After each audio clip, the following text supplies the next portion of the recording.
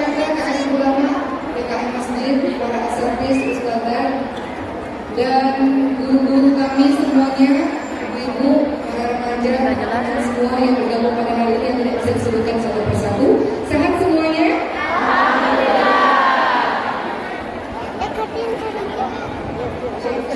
Lebih enak yang ini? Oke. Baik. Suaranya kayak di Pertama saya ingin mengucapkan terima kasih pada panitia karena mikrofonnya enak banget. Alhamdulillah, sehingga membuat mudah-mudahan berjalan dengan lancar pada hari ini. Kayaknya pertama kali saya suka bumi ya Bu ya? Masya Allah. Udah pernah toh? Oh ya, udah pernah kalau gitu. Oh iya, iya. Dan tadi pagi saya ceramah di satu tempat. Halo, saya didoakan dari dada. Assalamualaikum. Ya, jadi tadi pagi saya ceramah di satu masjid dan saya tanya makanan khas dari Sukabumi ini apa sih? Ternyata makanan khasnya mochi. Ya Allah, selama ini makan mochi baru tahu dan ternyata adalah makanan khas dari Sukabumi. Masya Allah. Terus saya katakan pengen dia makan mochi. Tiba-tiba ada seorang temannya, ada ustadzah tadi di sini yang kemudian tiba-tiba datang ngasih mochi. Itu Masya Allah, Allah ya. Belum mengangkat tangan untuk doa, baru bilang pengen makan mochi. Tiba-tiba dikasih mochi. Alhamdulillah. Rezeki dari Allah. Hari ini langsung saja teman-teman semua kita akan membahas mengenai menjadi orang tua hebat dunia akhirat. Susah nggak kira-kira? Susah tanpa pertolongan Allah Subhanahu wa Ta'ala mustahil. Tapi insya Allah kita ibu ataupun calon ibu yang banyak kekurangannya ini masih terus berusaha berjuang dengan pertolongan dari Allah. Mudah-mudahan kita bisa jadikan anak-anak kita anak-anak yang hebat dunia akhirat. Tapi tentu kita harus tahu bagaimana Allah dan Rasulullah mengajarkan kepada kita untuk mendidik anak-anak kita. Maka apa yang saya sampaikan adalah berdasarkan apa yang Allah firmankan dalam Al-Quran tentu saja dan bagaimana Rasulullah SAW dalam membersamai anak-anak. Langsung saja kita mulai teman-teman yang saya cintai. Di dalam Al-Quran posisi anak-anak di dalam kehidupan kita ini beraneka macam. Ada anak-anak yang datang dalam kehidupan kita dia sebagai perhiasan hidup. Ibu kalau ketemu perhiasan sesuatu yang perhiasan hidup membuat kita bahagia, ya kan? Anak-anak secapek apapun kita, kalau kita bertemu dengan anak-anak kita bahagia. Saya biasanya curhat sedikit sebelum saya mulai ceramah berikutnya. Saya ketika ceramah safari dakwah belum biasanya sehari 4 masjid tadi sore malam. Biasanya di malam hari itu udah ada perasaan bahagia. Kenapa? Karena sebentar lagi mau ketemu sama anak-anak. Jadi rasa penasaran nggak terasa ketika sudah bertemu dengan anak-anak. Betul ya ibu semua ya. Ibu lagi ada masalah apapun dengan anak-anak, mereka adalah perhiasan hidup, kebahagiaan hidup untuk kita. Dalam surah Ali Imran ayat ke-14, Allah Subhanahu wa Ta'ala berfirman, "A'udzu billahi minasyaitonir rajim. Zuyyina lin-nasi hubbu syahawati minan nisa' wal banin wal qanatiril muqantarah," dan seterusnya. Allah Subhanahu wa Ta'ala ingatkan, dijadikan indah pada pandangan manusia kecintaan terhadap apa-apa yang diingini. Allah sebutkan yang indah itu wanita-wanita, anak-anak, dan harta-harta yang banyak. Jadi posisi anak dalam kehidupan kita dia bisa menjadi hiasan hidup, perhiasan hidup untuk kita, kebanggaan untuk kita. Kedua, ternyata anak-anak di dalam Al-Quran juga disebut dia bisa sebagai cobaan hidup untuk kita. Allah Subhanahu wa Ta'ala berfirman salah satunya dalam surah At-Taghabun ayat ke-15. Allah Subhanahu wa Ta'ala berfirman, "A'udzubillahi minasyaitonir rajim. Innama amwalukum wa auladukum fitnah wallahu 'indahu ajrun 'adzim." Kata Allah, sesungguhnya hartamu dan anak-anakmu hanyalah cobaan bagimu dan di sisi Allah pahala yang besar. Kadang-kadang Allah memberikan cobaan dalam kehidupan kita lewat anak-anak kita. Mungkin ekonomi baik, mungkin kesehatan baik, mungkin yang lain-lain baik, tapi ternyata Allah uji melalui anak-anak kita. Ada yang Allah uji anak-anaknya mungkin diberikan ujian oleh Allah terlibat kenakalan remaja kah? Atau mungkin ada yang Allah berikan ujian lewat anaknya sakit sejak kecil, sejak lahir misalnya. Allah takdirkan anak-anak itu menjadi cobaan, ujian bagi kita. Saya teringat cerita seorang guru, seorang ustaz yang bercerita kepada saya bahwa beliau memiliki seorang teman tokoh masyarakat, masya Allah, suami istri, sangat menginspirasi orang banyak di luar sana dan sangat sibuk sehingga lupa untuk memberikan bonding kepada anak-anaknya. Lalu anak ini dirasanya aman karena sudah diberikan atau sudah dikirimkan ke pesantren. Namun suatu ketika orang tua ini dipanggil oleh kepala sekolah karena ternyata mendapati anaknya di sekolah terlibat kenakalan remaja, melakukan tindakan asusila. Begitulah kira-kira. Saya tidak bisa jelaskan lebih lanjut. Namun kedua orang tua ini sangat shock ketika mendengar hal tersebut. Bagaimana mungkin suami istri yang menginspirasi orang di mana-mana di luar sana begitu hebat di mata masyarakat, namun anaknya sendiri diuji oleh Allah Subhanahu wa Ta'ala dengan kasus yang tidak ringan. Maka orang tua ini bersujud kepada Allah Subhanahu wa Ta'ala, meneteskan air matanya dan tidak menyangka bahwa anaknya sendiri yang menjadi cobaan hidup baginya. Begitulah teman-teman semua. Kadang-kadang anak-anak hadir dalam kehidupan kita sebagai cobaan hidup untuk kita. Apalagi anak yang kadang-kadang beranjak remaja, mulai banyak ujian-ujian, ya, mulai banyak ujian-ujian yang datang pada kehidupan kita. Atau anak-anak yang memang Allah takdirkan sejak kecilnya, sejak lahirnya dalam keadaan yang sakit, misalnya Allah uji saya, ibu sekalian, dengan anak yang memiliki kelainan langka. Alhamdulillah, terima kasih kepada Allah, segala puji bagi Allah untuk semua keadaan. Kalau kita diberikan oleh Allah ujian-ujian, katakan alhamdulillah, segala puji bagi Allah untuk semua keadaan.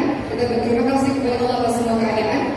Alhamdulillah, dengan diberikannya anak yang memiliki kelainan langka membuat saya bisa bersyukur banyak hal. Dulu ketika saya melihat anak-anak bisa berjalan, biasa saja, anak-anak bisa menangis, ya normal, semua anak begitu.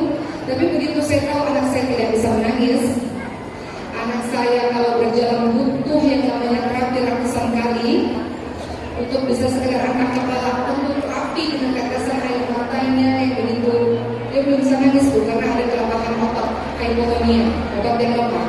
Sementara menangis perlu otot, betul? Mengunyah perlu otot. Anak saya waktu itu tidak bisa mengunyah, tidak bisa minum ASI, dia harus pakai selang. Sejak saat itulah intinya anak itu semuanya berubah jadi penuh rasa syukur. Anak kita bergerak itu karena Allah memberikan anak itu bisa bergerak. Alhamdulillah, anak itu bisa menangis, masya Allah. Jadi kalau anak-anak itu nangis jangan dimarahin secara berlebihan. Karena banyak orang tua di luar sana yang menginginkan anaknya bisa menangis seperti anaknya ibu-ibu semua.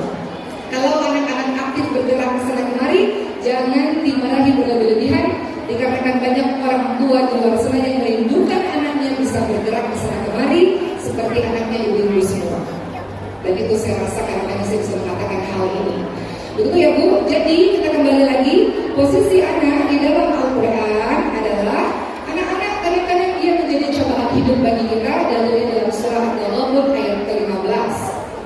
Kemudian yang ketiga, ternyata dalam Al-Quran anak-anak ini bisa menjadi musuh. Anak-anak bisa menjadi musuh. Musuh ternyata bukan dari mana-mana, ternyata musuh datang dari anak sendiri. Dalilnya dalam surah Al-Ghabun ayat ke-14. Kata Allah Subhanahu wa Ta'ala, A'udzu billahi minasyaitonir rajim. Ya ayyuhalladzina amanu inna min azwajikum wa auladikum aduwwan fahdharuhum wa in ta'fu wa tasfahu wa taghfiru fa innallaha ghafurur rahim. Dalam surah Al-Ghabun ayat ke-14 apa kata Allah? Wahai orang-orang yang beriman, sesungguhnya di antara istri-istrimu dan anak-anakmu ada yang menjadi musuh bagimu. Maka berhati-hatilah kamu terhadap mereka, dan jika kamu memaafkan dan tidak memarahi serta mengampuni mereka, maka sesungguhnya Allah Maha Pengampun lagi Maha Penyayang. Allah hendak menjelaskan bahwa di dalam kehidupan kita ada yang memang anak-anak itu menjadi musuh bagi kita. Beberapa bulan yang lalu saya sempat melihat video yang viral di sosial media, bagaimana seorang anak ketika mengantarkan ibunya yang sudah tua ke rumah sakit dengan kursi roda, mungkin sebagian teman-teman pernah lihat video itu, anak tersebut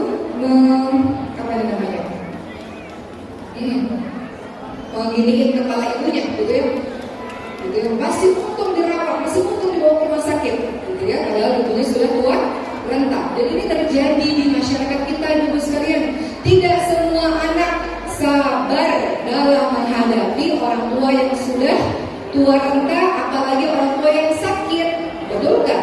Merawat orang tua yang sakit perlu kesabaran tingkat tinggi loh teman-teman semua. Siapa di sini orang tua yang sakit, yang mendampingi orang tua sakit?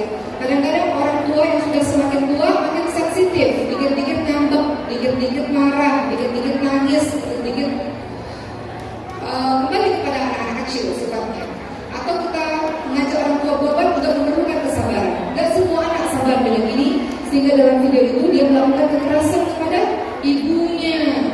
Anak ini menjelma menjadi orang yang menyakiti ibunya, yang menjadi musuh bagi orang tuanya. Atau kita sering dengar kabar di luar sana bagaimana anak menuntut ibu di pengadilan rebutan harta waris misalnya.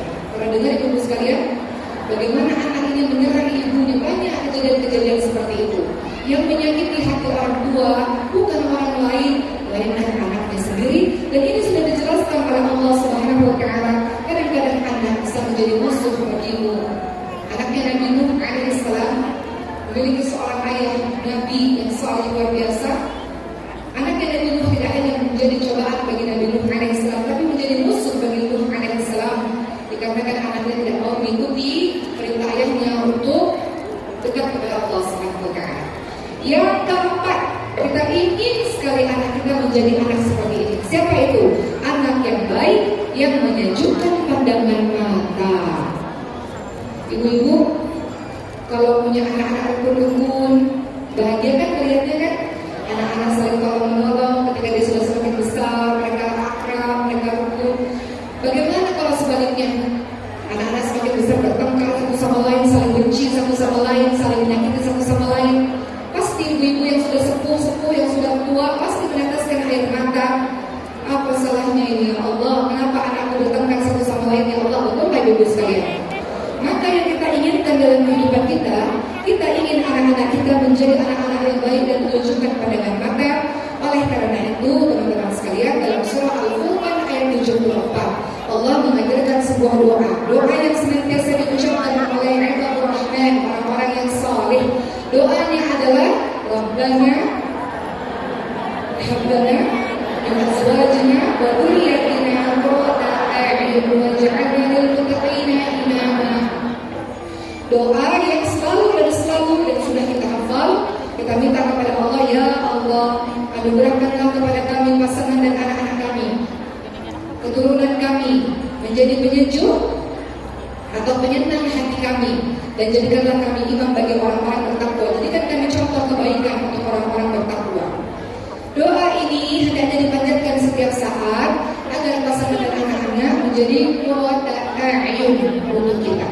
Bayangkan kalau di rumah keluarga, anak, pasangan menjadi penyejuk hati, ya Allah, baik di jannah, di rumah menjadi surga. Ibu-ibu kalau rumahnya tentram, anak-anak menjadi penyejuk hati, menyenang hati, suami juga, wah tentram rumah. Kita mau melakukan kegiatan apapun sudah punya kekuatan besar dari rumah. Tapi coba sebaliknya, rumah menjadi neraka bagi kita, habis energi kita, banyak kesedihan dalam rumah. Bagaimana kita bisa melakukan kebaikan untuk orang lain di luar sana sementara diri kita sendiri perlu pertolongan, ibu-ibu sekalian? Maka kita minta kepada Allah dengan doa yang selalu harus diucapkan setiap saat. Rabbana hab lana min azwajina wa dhurriyyatina qurrata a'yun waj'alna lil muttaqina imama. Doa itu setiap saat. Baik, sebelum kita lihat bagaimana panduan Al-Quran dalam mendidik anak-anak kita, di dalam Al-Quran ada berbagai macam cara mendidik anak-anak. Ibu bisa lihat dalam surah Ali Imran ayat 35 sampai 37. Itu surah atau ayat-ayat mengenai bagaimana ibunda Siti Maryam mendidik anaknya. Atau ibu bisa lihat surah Luqman ayat 13 sampai 19. Bagaimana seorang Luqmanul Hakim, seorang yang bijaksana, mendidik anaknya. Atau hari ini kita akan bahas juga bagaimana Nabi Ibrahim alaihissalam mendidik anaknya dalam surah As-Saffat ayat 100 sampai 111. Dan masih banyak lagi cara mendidik anak-anak di dalam Al-Quran yang mungkin tidak semua kita bahas pada hari ini. Tapi sebelum kita bahas beberapa cara pendidikan kepada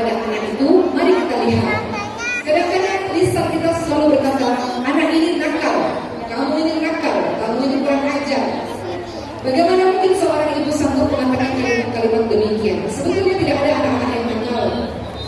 Yang ada adalah anak-anak yang belum tahu, yang belum sadar.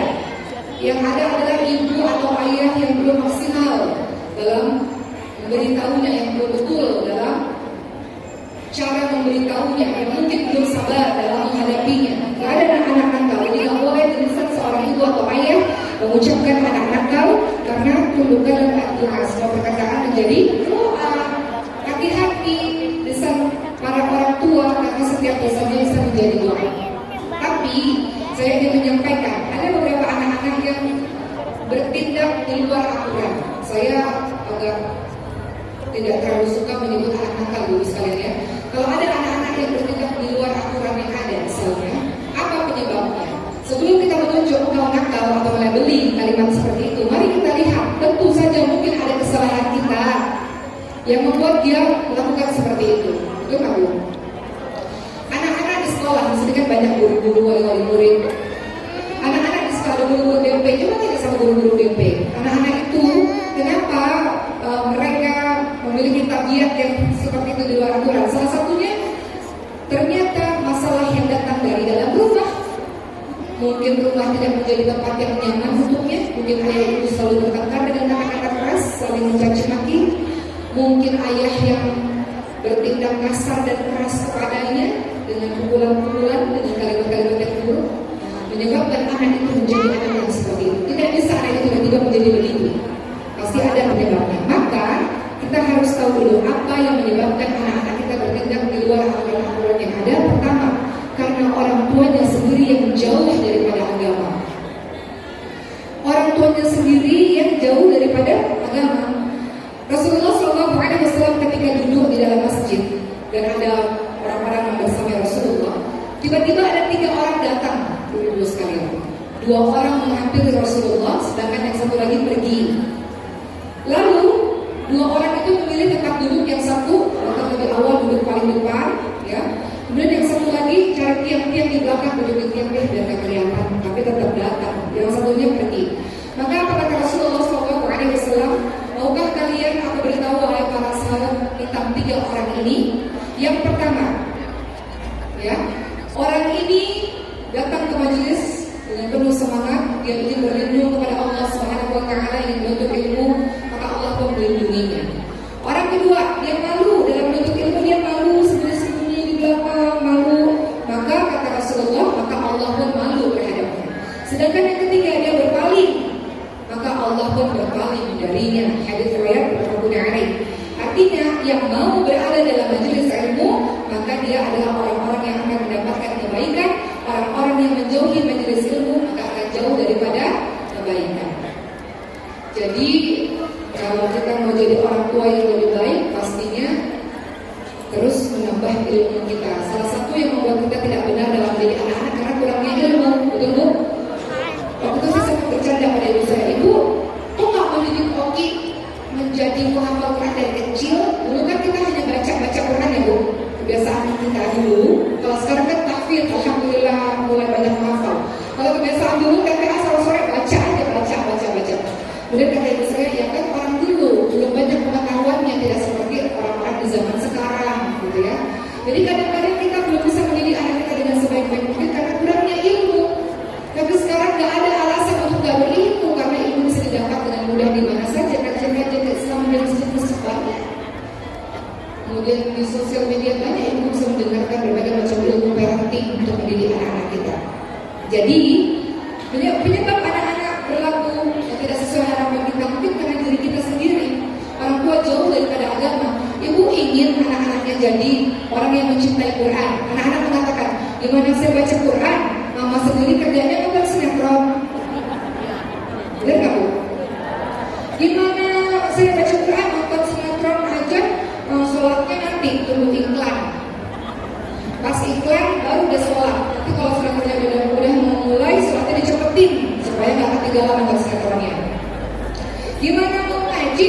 Tuh ayah sendiri nggak bisa ngaji, kerjaannya main handphone dulu. Kan anak sekarang udah jago-jago untuk menilai, betul Bu? Ya Allah, anak-anak saya baru 4 tahun saja itu sudah bisa mengkritisi, sudah bisa menilai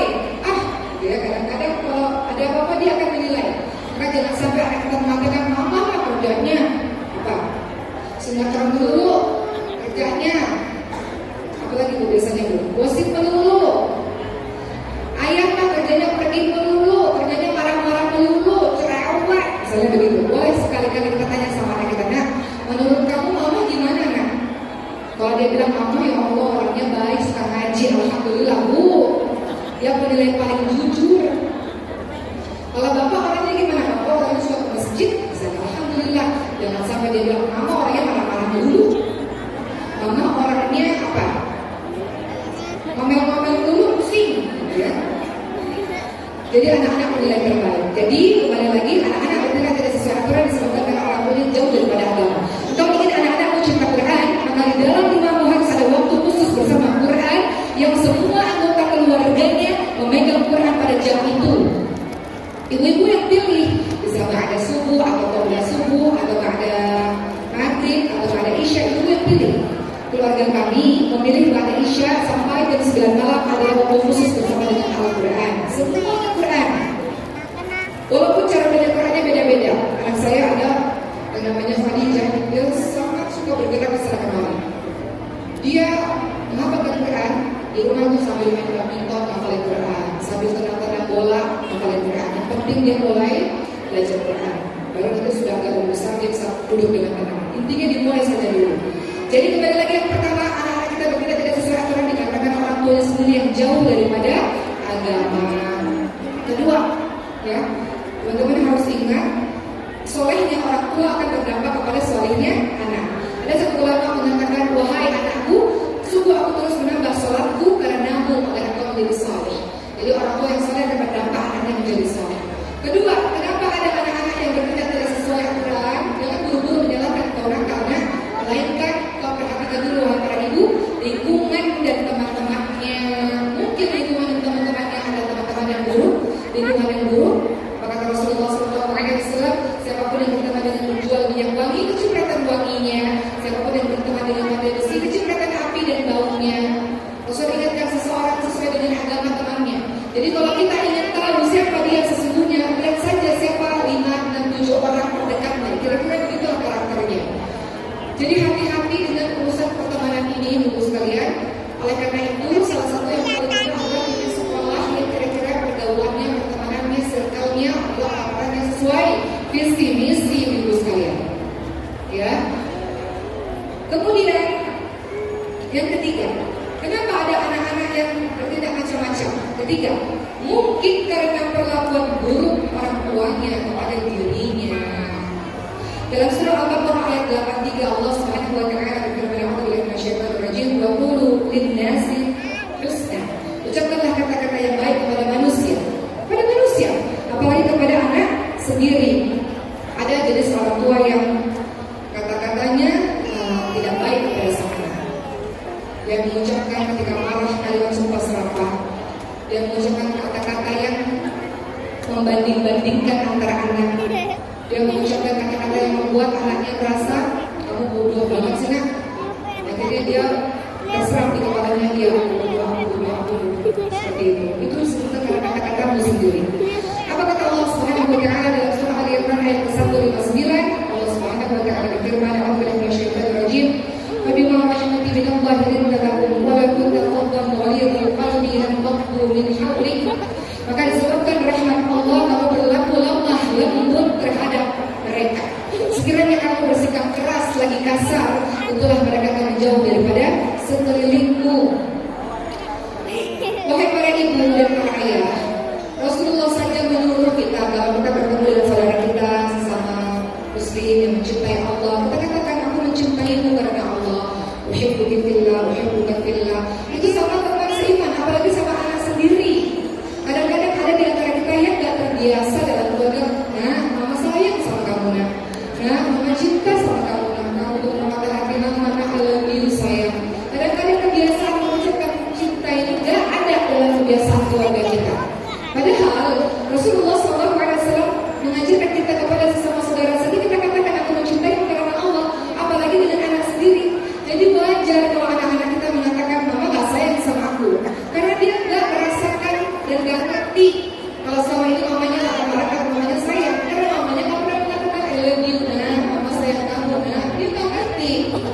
Menurut kita sayang, menurut dia mama gak sayang, karena gak diucapkan cinta itu, atau gak dipeluk, gak dicium anak itu. Ada loh orang tua khususnya para ayah yang gak melakukannya. Makanya di zaman Nabi ada seseorang yang namanya Aqra, punya 10 orang anak. Kemudian beliau katakan kepada Nabi, kau mencium ya cucu-cucumu itu? Kemudian kata Nabi, tentu saja. Aku punya 10 anak, gak pernah aku cium, gak pernah aku peluk. Kata Rasulullah, man la yarham la yurham. Barang siapa yang tidak menyayangi tidak akan disayangi. Maka budaya akan mengelus-elus pundaknya, mengelus-elus kepalanya, physical touch ya, kita peluk-peluk dia ketika dia masih kecil, masya Allah, untuk membuat dia tahu bahwa dia disayangi. Coba deh sekali-kali ibu-ibu boleh tanya sama anak-anak, nah, menurut kamu di antara anak-anak yang mama yang paling mama sayang siapa sih? Kalau dia menjawab mama sayang semuanya, masya Allah, berarti ibu telah berlaku adil dengan anak-anak itu. Mereka masing-masing akan merasakan kasih sayang yang sempurna dari orang tua. Tapi kalau ada yang kita mengatakan mama sayangnya sama adik aja, berarti kita harus evaluasi. Mungkin kakaknya kurang diberikan kata-kata sayang, mungkin kakaknya kurang dibelai, kurang dipeluk, kurang dicium, begitu ibu sekalian. Jadi anak-anak bisa begitu mungkin sebabkan perlakuan buruk dari diriku sendiri. Belum apa-apa anak-anak langsung dimarahi. Belum apa-apa anak-anak langsung diberikan kata-kata buruk, belum dengan penjelasannya. Saya mau cerita satu cerita bos, sebelum kita masuk ke ayat-ayat yang lainnya. Saya teringat betul bagaimana pada saat itu anak saya yang namanya Khadijah dia berbohong. Dan saya sangat tidak suka yang namanya berbohong. Khadijah mengatakan, Khadijah sudah makan satu roti, tapi Khadijah mau tambah roti lagi. Saya katakan Khadijah sudah kenyang, enggak Khadijah mau makan roti. Dihabiskan ya nak, buat tapi Khadijah habiskan dia Ketika saya buat dan kemudian dia makan, baru berapa detik tiba-tiba dia mengatakan rotinya sudah habis Kemudian saya tahu ada yang tidak betul dari perkataannya. Bagaimana mungkin roti itu bisa dihabiskan dalam waktu sekian detik? Maka saya katakan Khadijah tidak tahu, tapi Allah tahu apa yang Khadijah lakukan. Mengajarkan anak-anak yang pertama perasaan diawasi dan dilihat oleh Allah Subhanahu wa taala. Bahwa Allah melihat apa yang kau lakukan. Di mana roti itu Khadijah letakkan. Umat tidak lihat tapi Allah lihat. Kemudian dia diam. Kemudian saya katakan Umat menghargai kejujuran, Umat tidak pernah berbohong kepada Khadijah dan mengharap Khadijah tidak bohong kepada Umat. Kemudian akhirnya dia berjalan dengan pelan dan menunjuk bahwa roti itu dibuang di tong sampah.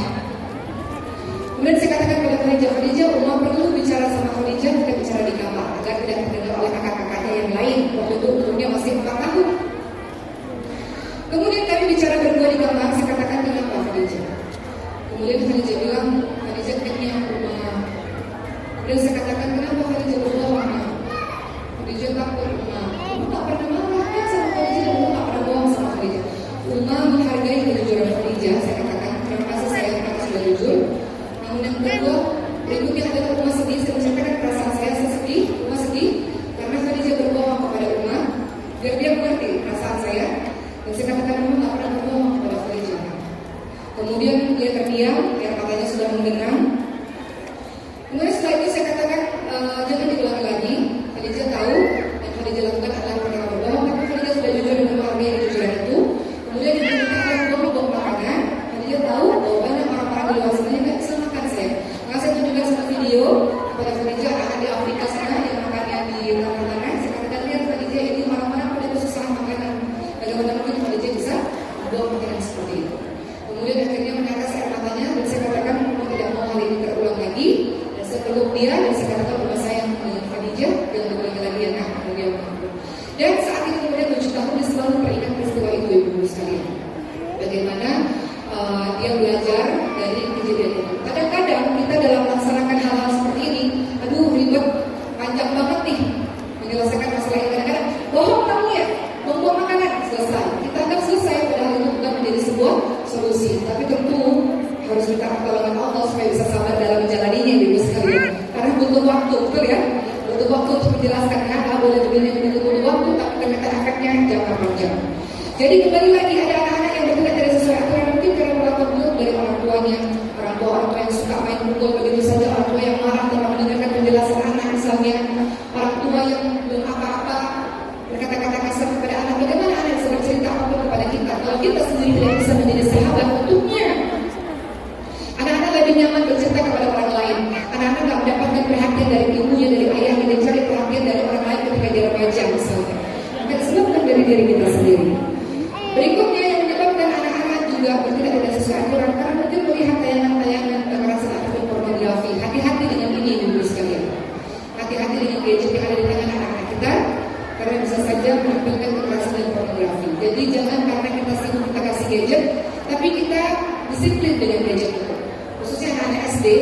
SD, silakan pegang gadget misalnya, karena di gadget itu ada permainan yang bisa bisa membuat kreativitas yang naik. Alhamdulillah, kamu dikasih waktu, ibu sekalian, dikasih waktu dan dikasih perjanjian. Kamu bisa pegang gadget ini, kalau sudah selesai hafalan Quran, sudah selesai PHK, baru bisa pegang gadget ini dari jam sekian sampai jam sekian.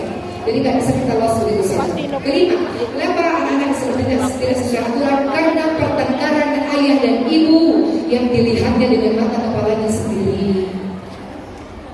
Jadi jangan sekali-kali bertengkar di depan anak. Salah satu faktor terbesar yang menyebabkan terjadinya kenakalan pada anak adalah berlangsungnya suasana ketidakharmonisan antara bapak dan ibu pada saat mereka berkumpul. Oleh karena